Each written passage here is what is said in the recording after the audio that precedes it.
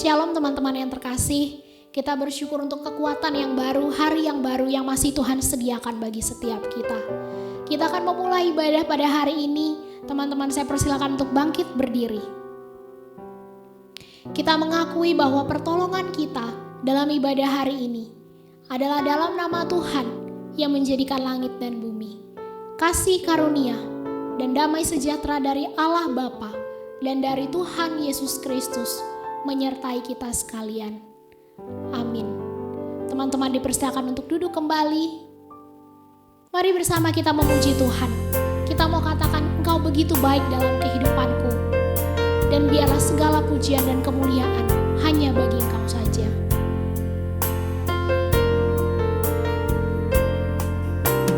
Yesus, Kau sungguh baik. Yesus, namamu indah.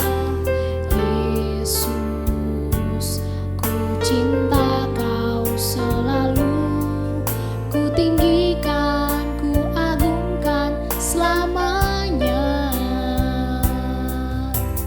Yesus, Kau sungguh baik. Yesus, namamu indah.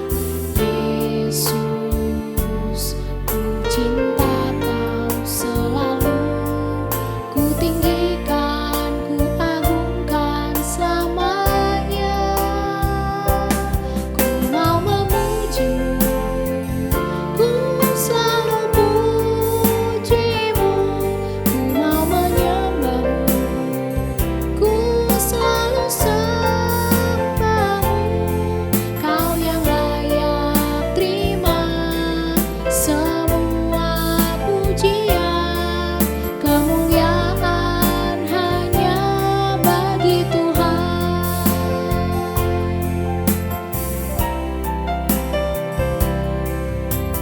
Yesus, Kau sungguh baik. Yesus, namamu indah. Yesus, ku cinta Kau selalu. Ku tinggikan, ku agungkan selamanya. Yesus, Kau sungguh baik. Yesus, namamu indah. Yesus, ku cinta Kau selalu. Ku tinggikan, ku agungkan selamanya. Ku mau memuji-Mu, ku selalu puji-Mu. Ku mau menyembah-Mu, ku selalu sembah-Mu. Kau yang layak terima semua pujian, kemuliaan hanya bagi Tuhan. Ku mau memuji-Mu, ku selalu puji-Mu. Ku mau menyembah-Mu, ku selalu sembah-Mu. Kau yang layak terima semua pujian, kemuliaan hanya bagi Tuhan.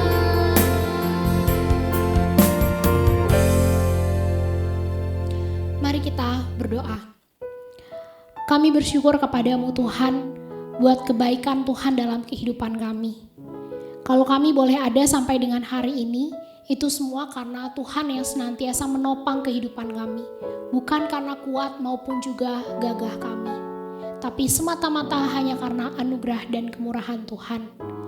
Meski kami banyak mengalami kebaikan Tuhan, anugerah Tuhan dalam kehidupan kami, sungguh kami menyadari bahwa kami seringkali mendukakan hati-Mu. Kami tidak taat mengikuti kehendak-Mu. Kami berjalan menurut keinginan kami sendiri. Oleh sebab itu Tuhan, sebelum kami lebih jauh memuji dan memuliakan nama-Mu, sucikan dan kuduskanlah setiap kami Bapa. Layakkanlah kami untuk menghampiri-Mu tahta yang kudus, sehingga setiap puji-pujian yang kami naikkan pagi ini boleh berkenan di hadapan-Mu. Terima kasih ya Bapa, terimalah setiap sembah dan puji kami pada hari ini. Dalam nama Tuhan Yesus Kristus, Tuhan dan Juru Selamat kami yang hidup, kami sudah berdoa dan bersyukur. Amin. Teman-teman, saya undang untuk bangkit berdiri. Mari kita mengangkat puji-pujian kita bagi Tuhan, menanggalkan setiap beban dan juga kekhawatiran kita, karena kita tahu Allah kita adalah Allah yang sanggup melakukan segalanya.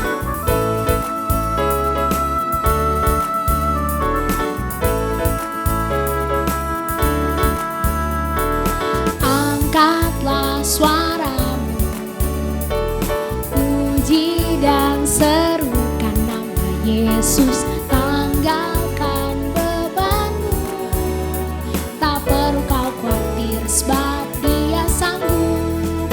Gerakkan kakimu, menarilah dan bertepuk tangan, bersukacitalah. Tak perlu kau khawatir sebab Dia sanggup. Sekarang nyanyikan kebesarannya, Dia kuat dan penuh kuasa. Bersorak-sorai karena kasih-Nya telah datang melawat kita. Nyanyi bagi Dia. Mari kita menaikkan syukur kita kepadanya. Angkatlah suaramu, puji dan serukan nama Yesus. Tanggalkan bebanmu, tak perlu kau khawatir sebab Dia sanggup. Gerakkan kakimu, menarilah dan bertepuk tangan, bersukacitalah. Tak perlu kau khawatir sebab Dia sanggup. Sekarang nyanyikan kebesarannya, Dia kuat dan penuh kuasa. Bersorak-sorai karena kasih-Nya telah datang melawat kita. Nyanyi bagi Dia. Sekarang nyanyikan kebesarannya, Dia kuat dan penuh kuasa. Bersorak-sorai karena kasih-Nya telah datang melawat kita. Nyanyi bagi Dia. Sekarang nyanyikan kebesarannya, Dia kuat dan penuh kuasa. Bersorak-sorai karena kasih-Nya telah datang melawat kita. Nyanyi bagi Dia. Sekarang nyanyikan kebesarannya, Dia kuat dan penuh kuasa. Bersorak-sorai karena kasih-Nya telah datang melawat kita. Nyanyi bagi Dia. Nyanyi bagi Dia. Nyanyi bagi Dia. Nyanyi bagi Dia. Mari kita bersorak-sorai bagi Tuhan kita. Teman-teman, kita dengan terus bangkit berdiri, mari bersama-sama kita mengangkat pujian kita bagi Dia. Kita mau bersyukur karena kita adalah orang-orang yang sudah ditebus dengan darah Kristus yang kudus.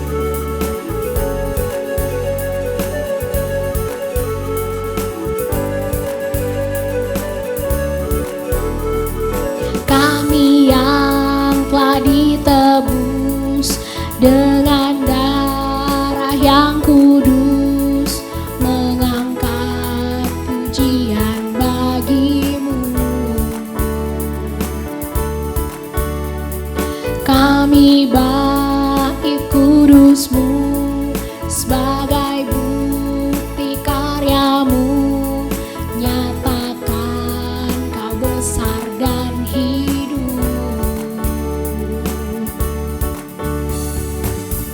Berlari sampai tujuan, mendapatkan mahkota kekal. Kami terima kuasa-Mu Tuhan, kami terima kemenangan yang Engkau sediakan untuk kami bawa di setiap langkah.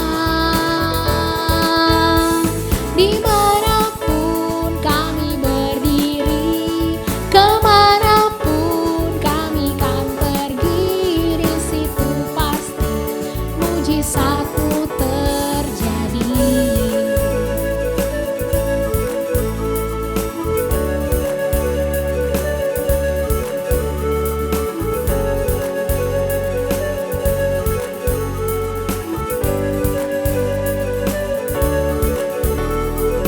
Kami yang telah ditebus dengan darah yang kudus, mengangkat pujian bagi-Mu.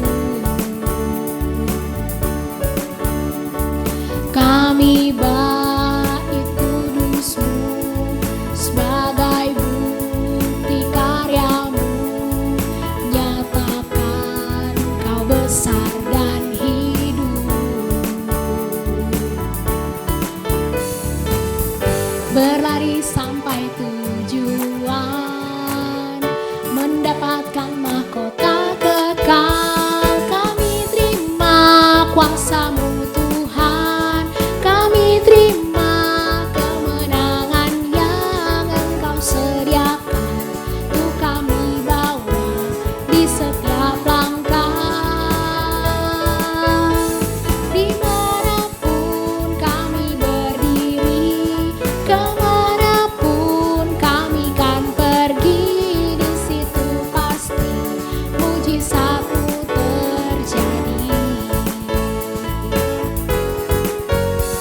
Kami terima kuasa-Mu Tuhan, kami terima kemenangan yang Engkau sediakan untuk kami bawa di setiap langkah.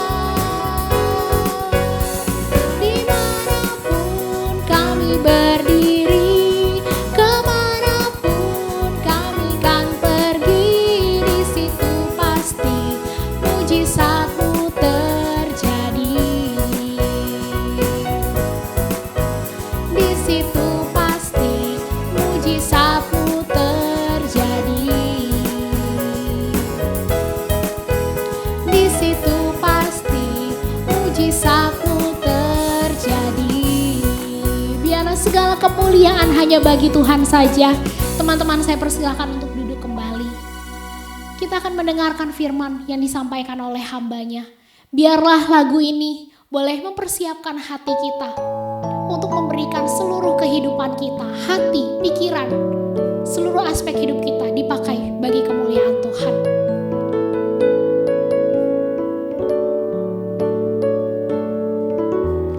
Bapa, ku persembahkan tubuhku sebagai persembahan yang hidup, kudus, dan yang berkenan padamu, sebagai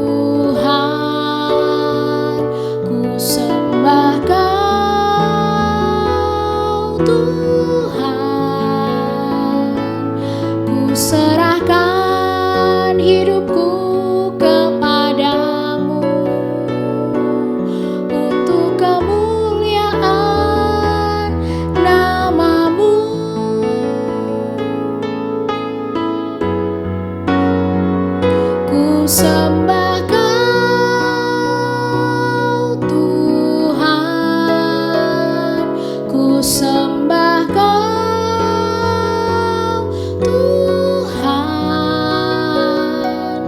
ku serahkan hidupku kepadamu untuk kemuliaan namamu, untuk kemuliaan namamu, untuk kemuliaan namamu.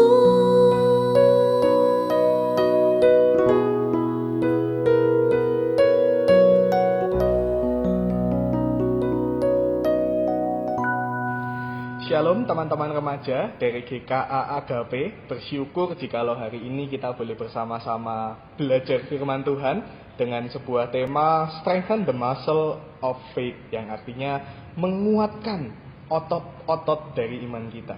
Nah, salam dari teman-teman GKKAI Tenggilis Mejoyo. Nah, jikalau ada kesempatan, semoga ke depan kita boleh bersama-sama beribadah dan boleh saling mengenal satu sama lain. Nah, sebelumnya marilah kita berdoa terlebih dahulu. Kita bersama-sama mempersiapkan hati kita untuk mendengarkan firman Tuhan. Mari kita berdoa. Tuhan, kami berterima kasih ketika Tuhan mengizinkan kami untuk boleh belajar akan firman-Mu. Dan biarlah hari ini kami tidak hanya menjadi pendengar dari kata-kata manusia, tetapi kami boleh memiliki satu kepekaan di dalam hati kami untuk mendengarkan suara Tuhan dan mengenal Engkau, mengenal isi hati-Mu lebih dalam lagi. Terima kasih Tuhan, kami menyerahkan waktu ini ke dalam tangan-Mu. Biarlah kuasa Roh Kudus yang menolong setiap dari kami untuk mengerti akan kehendak Tuhan dalam hidup kami. Terima kasih Tuhan, di dalam nama Tuhan Yesus Kristus kami berdoa. Amin. Oke, sebelumnya kita akan membaca terlebih dahulu ayat yang akan menjadi dasar dari perenungan kita, yang terambil dari Ibrani pasal ke-12 ayat pertama hingga ayat yang ketiga. Saya akan membacakannya bagi kita semua, setiap kita boleh memperhatikan di Alkitab kita masing-masing. Demikianlah firman Tuhan, Ibrani 12 ayat pertama hingga ketiga. Karena kita mempunyai banyak saksi, bagaikan awan yang mengelilingi kita, marilah kita menanggalkan semua beban dan dosa yang begitu merintangi kita, dan berlomba dengan tekun dalam perlombaan yang diwajibkan bagi kita. Marilah kita melakukannya dengan mata yang tertuju kepada Yesus yang memimpin kita di dalam iman dan yang membawa iman kita itu kepada kesempurnaan, yang dengan mengabaikan kehinaan tekun memikul salib, ganti sukacita yang disediakan bagi Dia yang sekarang duduk di sebelah kanan tahta Allah. Ingatlah selalu akan Dia yang tekun menanggung bantahan yang sehebat itu terhadap dirinya dari pihak orang-orang berdosa, supaya jangan kamu menjadi lemah dan putus asa. Demikian jauh pembacaan firman Tuhan. Berbahagialah setiap kita yang mendengarkan, memahami, dan terlebih yang melakukan di dalam kehidupan kita. Nah teman-teman, 2 Agustus lalu dalam Olimpiade Tokyo 2020, pasangan Gracia Poli dan Apriani Rahayu mendapatkan medali emas Olimpiade Tokyo 2020 di dalam pertandingan badminton ganda putri. Setelah menyingkirkan ganda putri China Chen Qingchen dan Jia Yifan, mereka mengharumkan nama Indonesia dengan prestasinya sebagai juara pertama peraih medali emas dalam ganda putri yang belum pernah didapatkan Indonesia sebelumnya. Nah, dibalik kebanggaan dan kehormatan yang mereka dapatkan, adik-adik, teman-teman semua tahu nggak sih seberapa mereka itu berusaha untuk mengejar kemenangan yang ternyata tidak semudah yang kita bayangkan. Bahkan pelatih mereka, Ari Subarkah, mengatakan pasti mereka atau 2 pemain ini merasa kelelahan yang luar biasa saat latihan. Dari proses itu mereka berdua tidak ada yang mengeluh. Setiap hari setelah latihan program ini, bahkan mereka jatuh bangun. Nah, istilahnya bagi sang pelatih ini, nafas tuh cuma sampai di tenggorokan gitu ya, karena narik nafas keluar lagi gitu, saking capeknya begitu. Nah, selesai latihan, bahkan kedua pemain ini seringkali sampai terkapar dan terlentang di lapangan karena mereka kelelahan. Nah teman-teman, bagaimana nggak melelahkan? Hanya pemanasannya saja Setiap hari Apriani berlari dari rumahnya ke tempat latihan badminton itu atau bulu tangkis, diikuti ayahnya yang membawa motor. Wah, dia lari, di belakangnya dikejar ayahnya yang pakai motor gitu ya. Selama 1,5 jam perjalanan. Bayangin adik-adik teman-teman, semua di sini kalau lari maksimal berapa menit ya, bisa kuat lari gitu ya. Nah, Apriani melakukan ini setiap hari di dalam latihan pemanasannya doang. Belum lagi dengan paket latihan yang bisa sampai 7-8 jam per hari yang mereka lakukan. Dengan diet yang diatur ketat, jadi nggak boleh ya makan makanan yang berlemak terlalu tinggi, makanan-makanan terlalu manis yang bisa mengganggu performa mereka. Nah, mereka diet ketat untuk mendapatkan nutrisi yang pas. Latihan yang mereka jalani bukan latihan yang biasa-biasa aja teman-teman semua.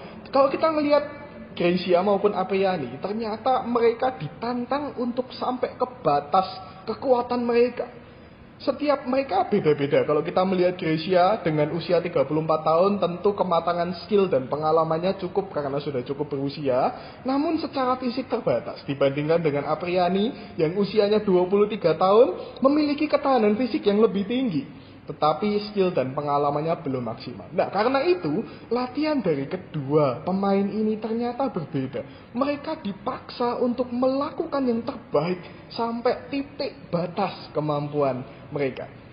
Teman-teman adik-adik bayangin betapa capeknya ini Gracia dan Apriani selama mereka memperjuangkan medali emas itu.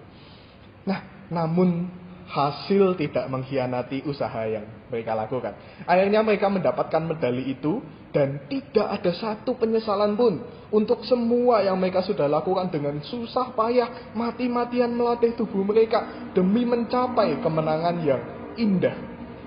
Nah, teman-teman, kalau kita ngelihat Gracia dan Apriani ini, mereka adalah atlet fisik, jadi badani di dunia ini.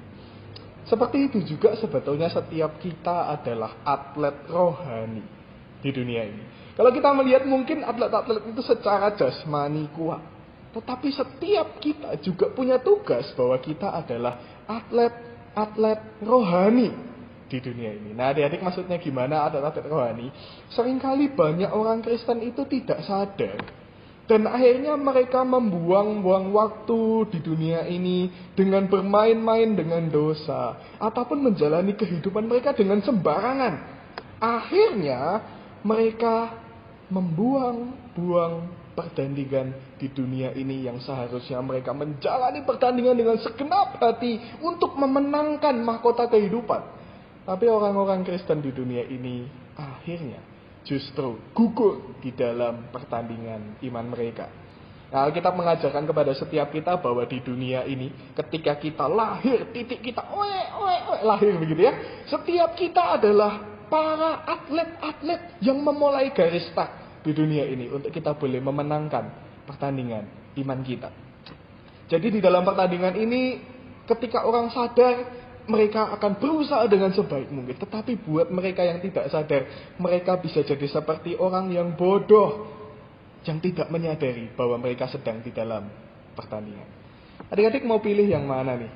Kita mau menjadi orang yang sadar bahwa kita ini adalah atlet-atletnya Tuhan, yang bisa mendapatkan kehormatan, kebanggaan dari Tuhan sendiri, mahkota kehidupan. Atau kita mau menjadi orang-orang bodoh yang tidak menyadari bahwa kita ada di dalam pertandingan. Adik-adik, dengan tema Strengthening the Muscle of Faith, hari ini kita mau belajar menyadari posisi kita sebagai atlet-atlet rohani dari Tuhan, yang bisa membuat kita sadar apa yang harus kita lakukan untuk kita bisa memenangkan pertandingan iman kita. Nah, apa sih yang dikatakan oleh Alkitab kalau kita belajar dari Ibrani pasal 12 ayat 1 hingga ayat yang ketiga? Alkitab mengajarkan bahwa kita harus menanggalkan, yang pertama menanggalkan segala beban dan dosa yang kita miliki. Dan yang kedua, kita mengejar dan mengarahkan pandangan kita kepada Yesus. Nah, adik-adik, teman-teman semua, di zaman para rasul, di saat surat Ibrani ditulis, itu sangat populer juga. Mungkin kalau kita ngelihat fans-fans dari Olimpiade Tokyo, siapa yang nonton ya, di antara kita, semua orang sangat-sangat hype. Semua orang sangat semangat untuk mengikuti pertandingan-pertandingan Olimpiade. Demikian juga orang-orang di mana tempat jemaat Ibrani ini ditulis, mereka juga sangat menyukai Olimpiade. Mereka sangat terkenal setiap tahunnya mengadakan Olimpiade, dan juga bahkan di kota Korintus ada namanya Isthmian Game, atau mereka bisa melihat setahun sekali mereka itu ada pertandingan besar-besaran antara atlet-atlet profesional di masa itu. Nah, pertandingan ini bukan pertandingan main-main, bukan kayak pertandingan makan kerupuk di RT begitu ya. Tapi ini betul-betul antara atlet yang sudah luar biasa dengan atlet yang terpilih, yang sungguh-sungguh mereka dengan kekuatan yang sangat hebat. Jadi ini adalah ajang yang sangat bergengsi bagi mereka yang menang, mereka mendapatkan banyak sekali privilege dari pemerintah. Nah, seperti itu mereka mempersiapkan diri dengan sungguh-sungguh. Setiap atlet ini meskipun pertandingannya hanya beberapa menit begitu ya, tetapi mereka sungguh-sungguh bertanding untuk mendapatkan mahkota kemenangan. Nah, apa sih yang dilakukan atlet-atlet itu agar mereka bisa menang? Penulis dari kitab Ibrani ini mencoba untuk mengambil contoh dari atlet-atlet ini.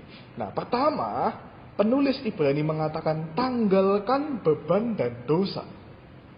Nah, teman-teman, kalau kita membayangkan, kalau kita lihat di zaman itu ketika mereka melakukan Olimpiade, kira-kira apa yang dipakai ya? Pakaian mereka, apa yang dipakai di dalam pertandingan itu? Kalau kita melihat di zaman sekarang, mungkin kalau sepak bola pakai jersey begitu ya. Kalau mungkin pakai di sepatunya sepatu kets khusus. Kalau untuk badminton ya badminton gitu ya. Kalau sepak bola, semua ada outfitnya.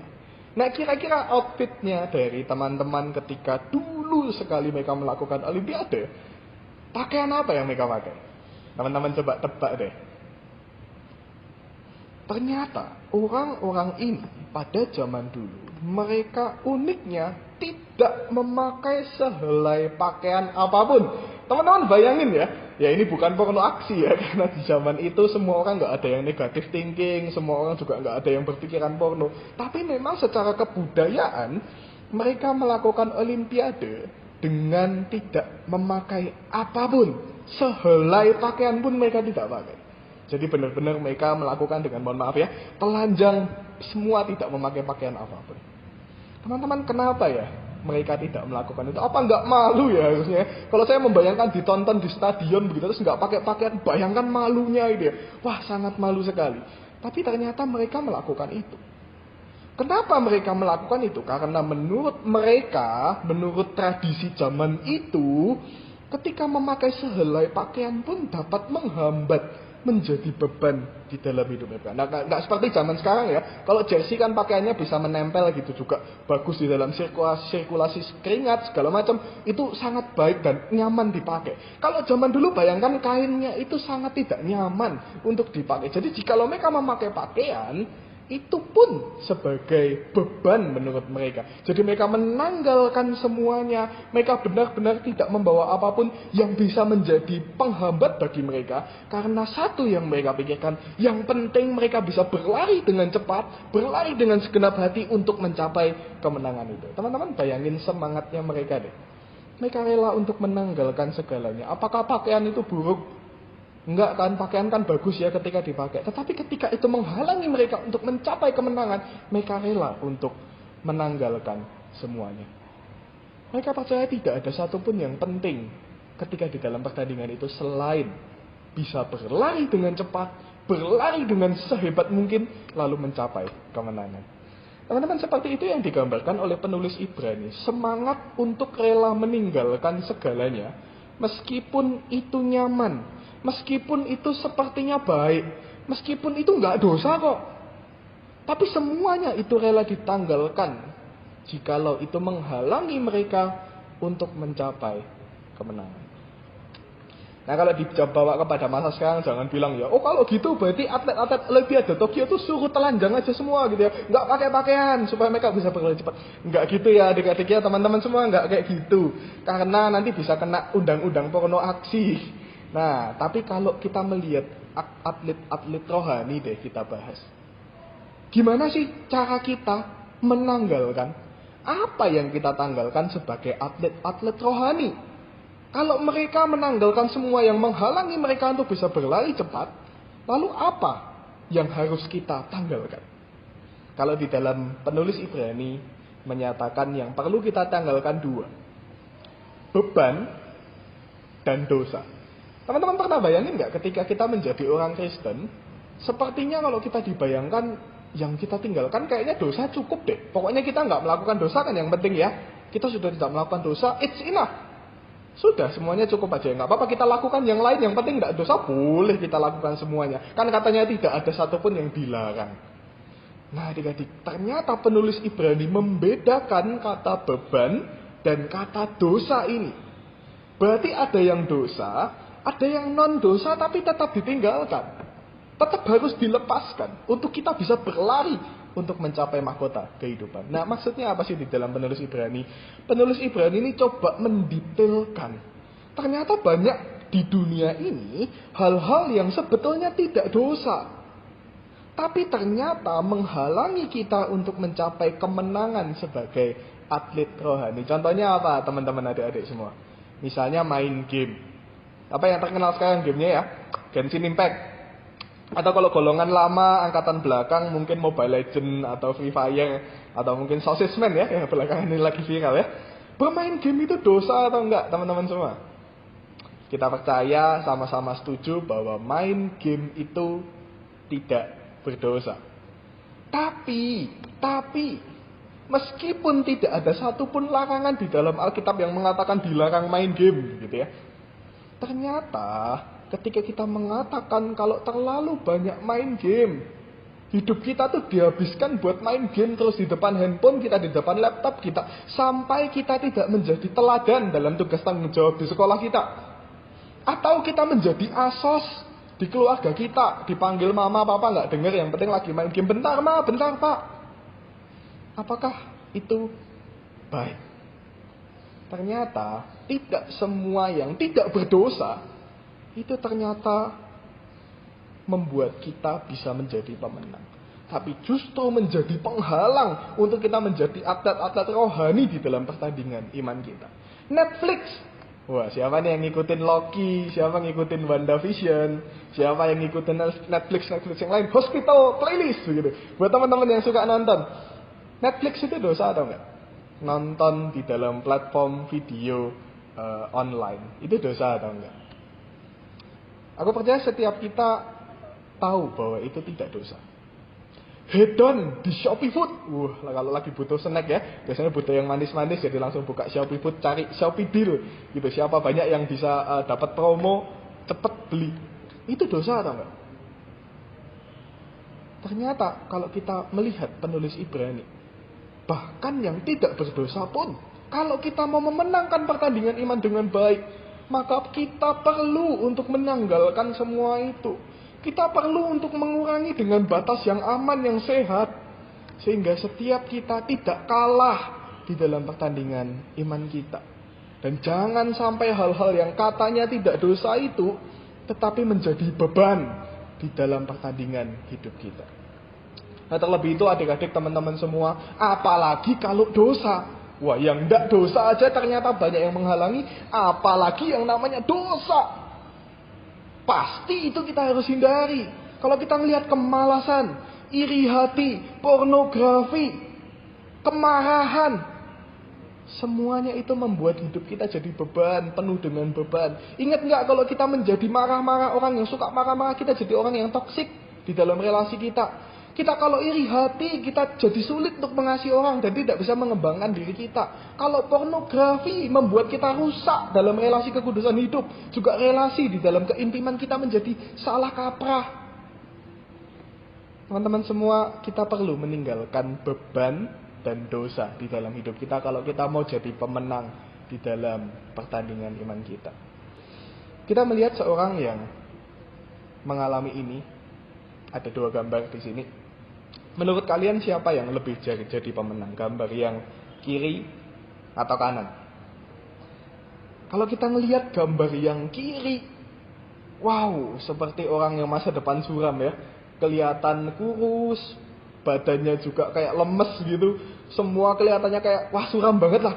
Kayak kurang tidur, orang yang wah kacau. Kayaknya nggak banyak pencapaian dalam hidupnya deh. Tapi kalau ngelihat yang kanan, mukanya segar, badannya juga berisi, cukup kuat, kelihatan pintar juga, kelihatan baik, ramah.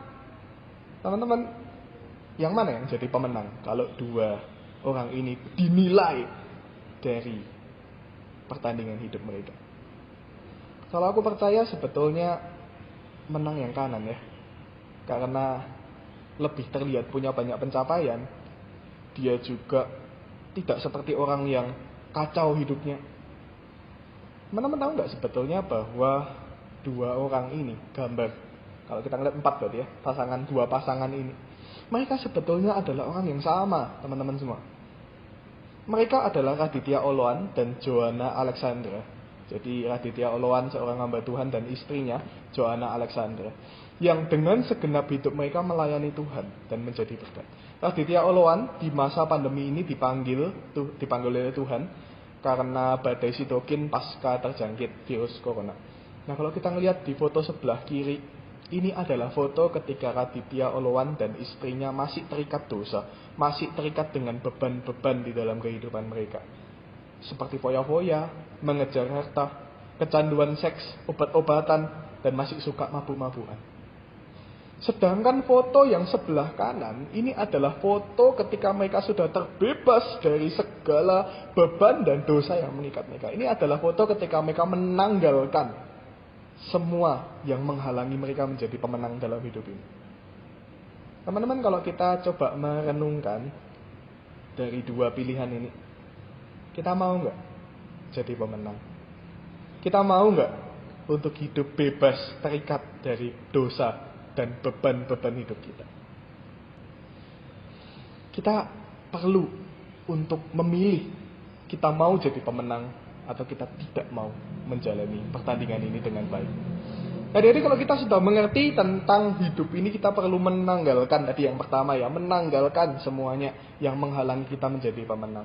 Lalu kita yang kedua perlu belajar, kita perlu mengejar. Nggak cuma menanggalkan, kalau menanggalkan semua beban tapi diam saja, maka semuanya itu tidak akan berguna. Semuanya itu akan sia-sia. Nah karena itu penulis Ibrani mengatakan bagian ayat yang kedua, bahwa kita perlu melakukannya dengan mata yang tertuju kepada Yesus. Nah teman-teman, kalau melihat di dalam bagian ini, apa sih artinya tertuju kepada Yesus?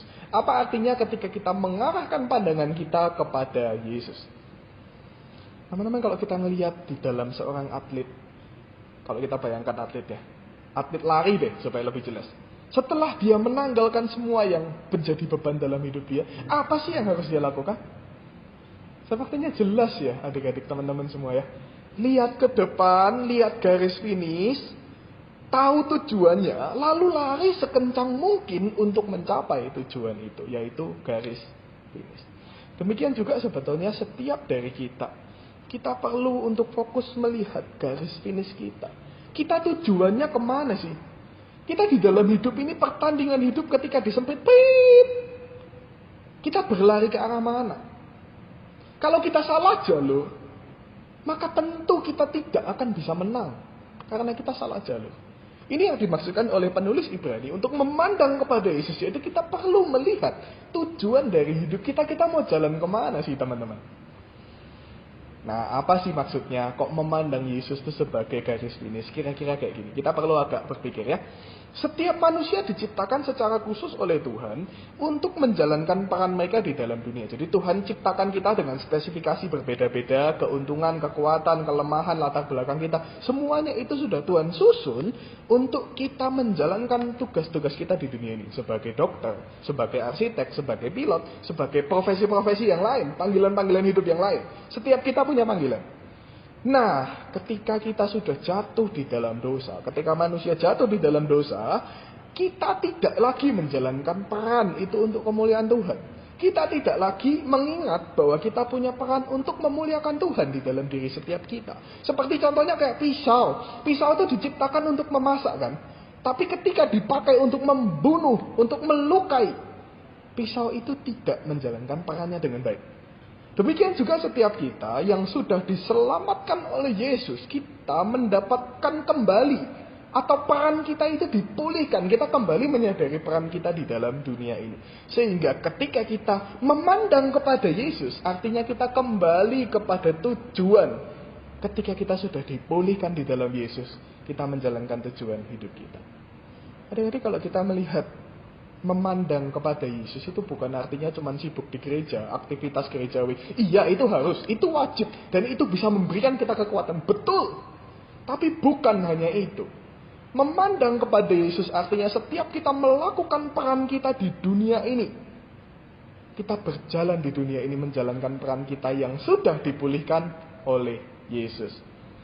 Nah, tugas kita apa sih di dunia ini? Apa yang bisa membuat kita ketika nanti kita itu sudah dipanggil oleh Tuhan, ketemu dengan Tuhan Yesus di surga, terus kita bilang, Tuhan Yesus, aku sudah melakukan tugasku di dunia ini. Apa yang bisa membuat kita dengan bangga mengatakan itu? Kalau kita melihat di dalam diri kita, setiap kita pasti punya peran. Meskipun kita belum tentu kita sudah menemukannya ya. Kita belum tentu, oh aku tujuan hidupku jadi pilot. Oh, belum tentu. Oh, tujuanku hidup apa ya? Oh, nggak tahu kayaknya. Nah, tapi ketika kita melihat, memandang kepada Yesus itu artinya dari posisi kita sekarang, kita menjalani setiap proses perjalanan langkah demi langkah kehidupan kita itu dengan sungguh-sungguh. Kalau misalnya kita jadi pelajar, apa yang kita lakukan? Bagaimana kita gaspol di dalam pertandingan sebagai pelajar? Kita belajar baik-baik, nggak menyontek. Mengerjakan ujian bukan cuman hafalan di otak lalu dilupakan. Betul-betul berusaha mengembangkan pola pikir kita untuk agar kita bisa menjadi orang yang cerdas di masa depan, sehingga nanti otak kita bisa dipakai untuk memikirkan hal-hal yang memuliakan Tuhan. Ketika kita punya organisasi, ditawarin, ayo mau jadi OSIS, mau jadi tempat-tempat organisasi yang lain, kita kembangkan skill organisasi kita. Ketika kita ditawari les-les oleh orang tua kita, mau nggak kamu les musik? Kita gaspol untuk kita mengembangkan diri kita sebagai pelajar, karena tugas kita adalah belajar. Kalau kita punya pertemanan di sekolah, kita gaspol menjadi seorang yang teman yang baik, sahabat yang penuh kasih, sahabat yang sungguh-sungguh membuat teman-teman kita itu merasa terberkati lewat kehadiran kita. Itu saat ini yang bisa kita lakukan. Apakah kita sudah melakukan itu? Ataukah jangan-jangan kita menjadi pelajar yang belajar males-malesan? Atau belajar hanya untuk cari nilai yang bagus? Atau mungkin membangun kerajaan pertemanan yang toksik? Atau mungkin membiasakan diri untuk kebal dari dosa-dosa seperti menyontek ataupun plagiat dan sebagainya?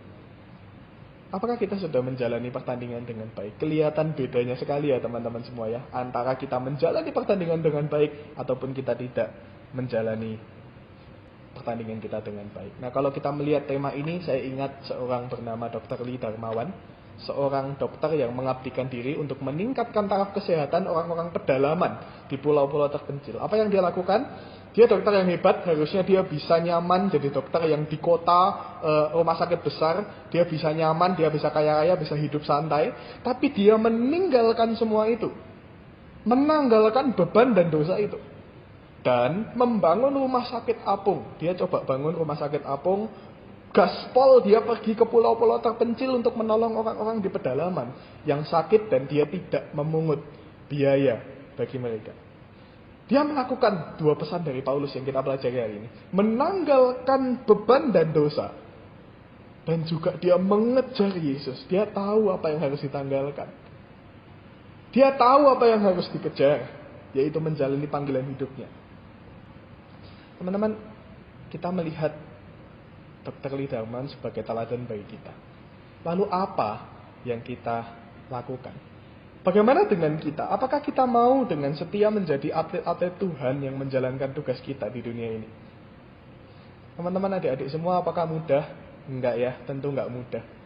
Tentu ini tidak mudah. Namun kita bersyukur jikalau penulis Ibrani memberikan kekuatan bagi setiap kita di dalam ayat yang ketiga. Saya akan bacakan kembali ayat yang ketiga. Ingatlah selalu akan Dia yang tekun menanggung bantahan yang sehebat itu terhadap dirinya dari Yesus, dari pihak orang-orang berdosa, supaya jangan kamu menjadi lemah dan putus asa. Maksudnya gimana sih adik-adik? teman-teman semua. Kalau kita merasa sulit menjadi atletnya Yesus, malas, capek, bosen, tidak punya hasrat untuk menjadi atletnya Yesus, atletnya Tuhan, yuk kita ngelihat teladan yang Yesus berikan. Yesus ketika disalib, dia meninggalkan kemuliaan di surga, semuanya ditinggalkan, turun ke dunia, gaspol mengejar setiap kita, saya dan setiap dari kita. Tuhan mau turun ke dunia, menyelamatkan kita, memeluk kita di dalam kasih. Itu adalah teladan yang begitu besar. Dan ketika di kayu salib, Yesus mengatakan sebuah kata, tetelestai, selesai, finish. Ini teladan yang diberikan oleh Yesus bahwa Yesus sudah mencapai garis finish. Dan dia menjadi atlet teladan bagi setiap kita. Yesus yang adalah manusia 100%, Tuhan 100%, dia menjadi teladan bagi kita. Untuk kita bisa juga melakukan seperti yang Yesus lakukan.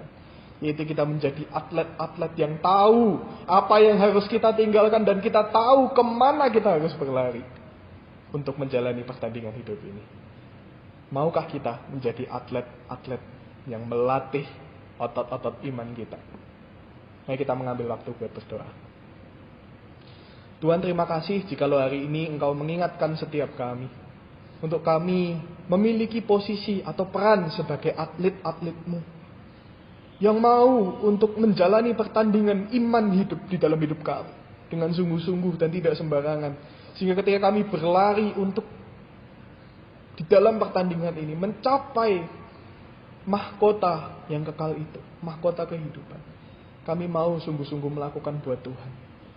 Tuhan, ketika kami di dunia ini menjalani banyak pergumulan, permasalahan, kelemahan diri kami, kami memohon kuasa Roh Kudus-Mu yang menolong setiap kami. Sehingga firman Tuhan hari ini tidak hanya berhenti di telinga kami, tapi sungguh-sungguh ada di dalam hati kami. Dan kami mau berusaha dengan segenap hati kami untuk berlari, mencapai, menjadi pemenang. Tuhan, tolong kami bagaimana kami step by step, day by day, melatih otot kami. Sehingga otot-otot iman kami boleh diperkuat dan boleh semakin memuliakan Tuhan. Kami bersyukur untuk anugerah-Mu Tuhan. Kami berdoa menutup firman Tuhan ini. Kata-kata manusia boleh berakhir, tapi firman-Mu berkuasa menjamah setiap kami. Kami berdoa di dalam nama Tuhan Yesus Kristus, Allah kami yang hidup. Amin. Tuhan Yesus memberkati. Meresponi kebenaran firman yang telah kita dengarkan, biarlah lagu ini menjadi komitmen kita untuk mempersembahkan hidup kita menjadi kemuliaan bagi nama Tuhan. Bapa, ku persembahkan tubuhku sebagai persembahan yang hidup, kudus, dan yang berkenan padamu.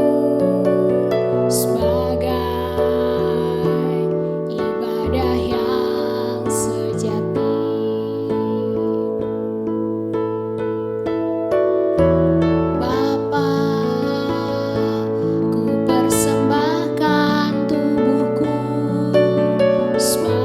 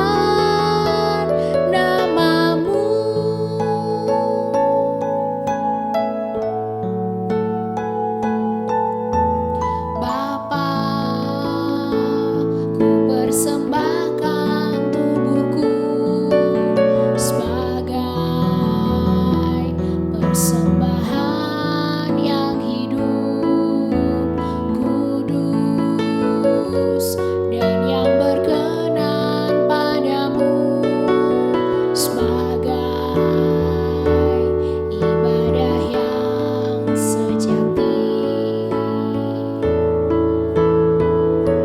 Sembah Kau Tuhan, ku sembah Kau Tuhan,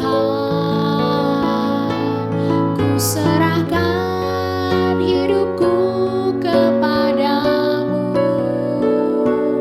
untuk kemuliaan nama-Mu.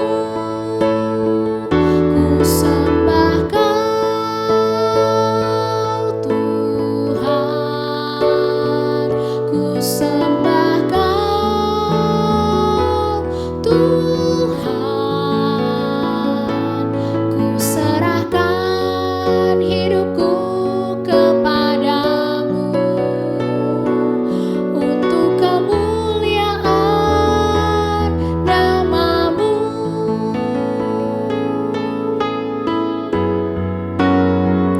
Ku sembah Kau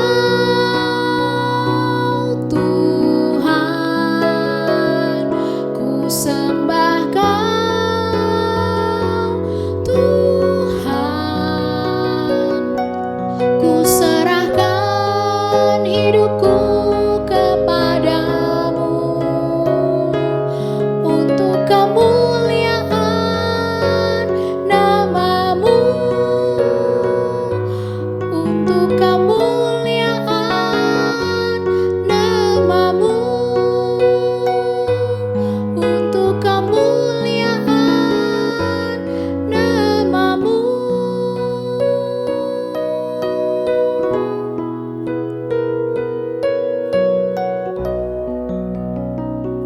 Teman-teman, mari kita berdoa.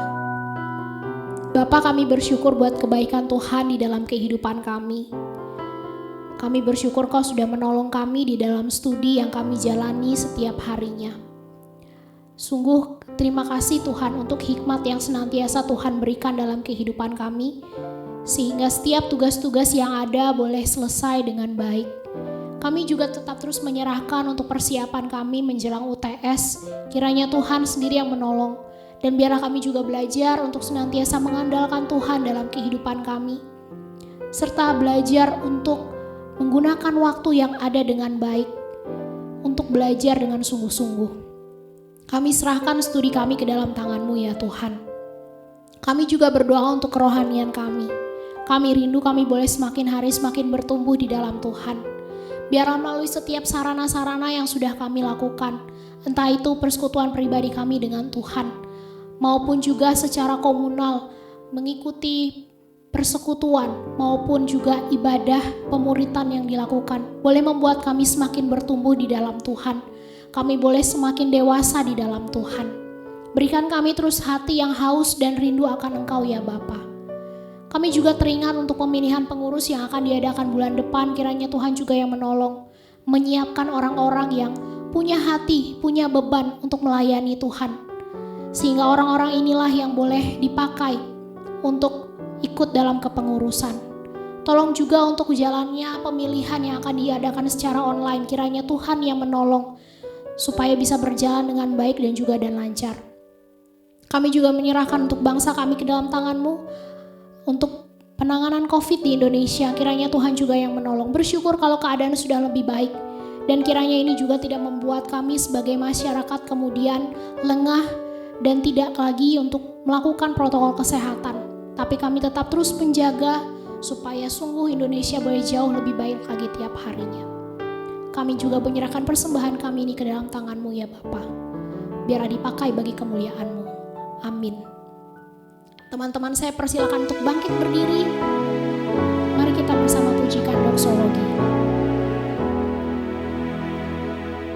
Puji Allah Bapa Putra, puji Allah Roh Kudus, ketiganya yang esa, pohon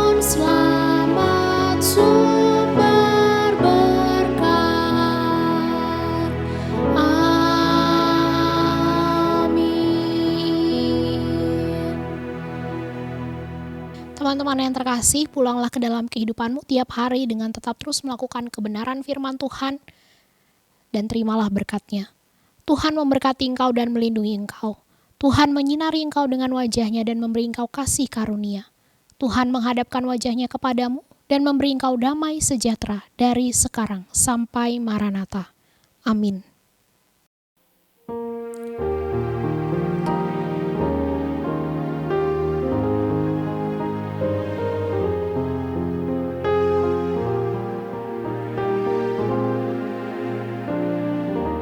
Bapa, terima kasih.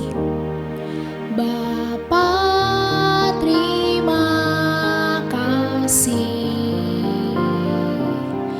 Bapa, terima kasih. Bapa di dalam surga, puji terima kasih. Amin. Teman-teman dipersilakan duduk sejenak. Selamat hari Minggu. Silakan bersaat teduh. Tuhan Yesus memberkati.